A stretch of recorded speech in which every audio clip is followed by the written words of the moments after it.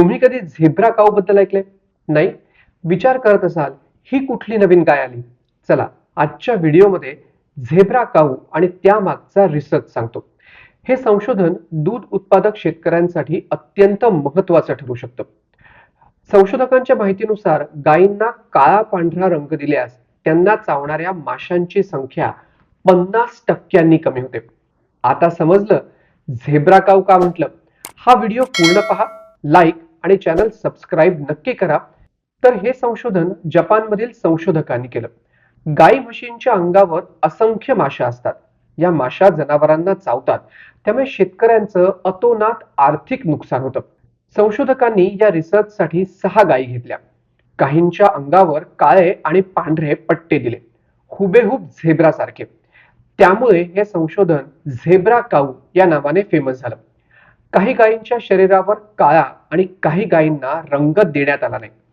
संशोधकांनी रंग दिलेल्या भागाचे फोटो काढले आणि गायींना किती माशा चावल्या याची आकडेवारी गोळा केली.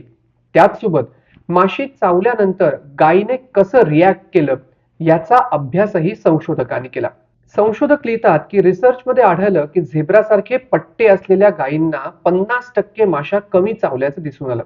यामुळे गायींचं डिफेन्सिव्ह बिहेवियरही कमी झालं होतं. रिसर्चनुसार यामुळे एक गोष्ट स्पष्ट झाली की गायींना चावणाऱ्या माशांच्या हल्ल्यांना कमी करण्यासाठी पारंपरिक कीटकनाशकांच्या वापराला हा एक पर्याय आहे, ज्यामुळे प्राण्यांचं आरोग्य आणि माणसांचं आरोग्यही सुधारतं.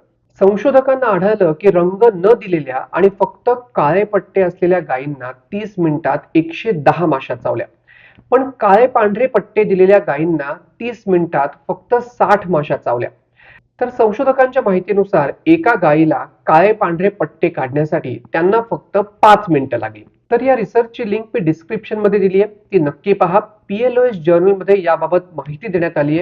आणि सर्वात महत्त्वाचं म्हणजे या संशोधनाला बायोलॉजी कॅटेगरीमध्ये IG नोबेल पुरस्कार मिळालाय. भारतात लाखो दूध उत्पादक शेतकरी आहेत ज्यांच्या जनावरांना या माशांमुळे प्रचंड त्रास होतो आणि शेतकऱ्यांचं अतोनात नुकसान होतं.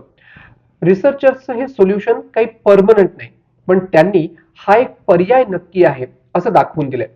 तुमच्याकडे गाई किंवा म्हशी असतील तर जनावरांच्या डॉक्टरांना विचारून पहा. एकदा हा उपाय करूनही पहा.